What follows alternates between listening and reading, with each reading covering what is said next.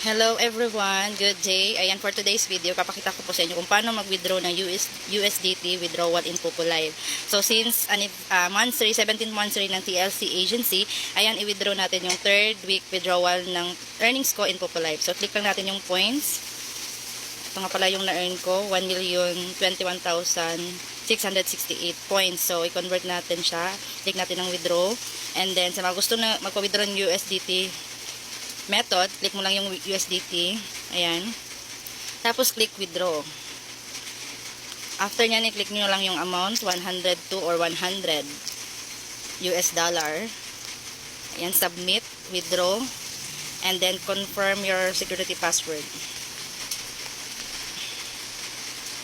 Ayan, done. So, nag-success na siya. After success, i-click lang natin yung dito kay Popo Live. Ayan, unread.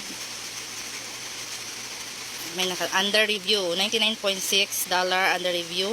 So ayan, local currency is 5,679.48 pesos siya kung mag-withdraw. Okay. So antayin lang natin mag-successful withdrawal para makuha natin yung earnings in Popo Live. Ayan, 99.6 for withdrawal successful, only take 1 minute. Wow, ang bilis! Thank you so much, Popo Live!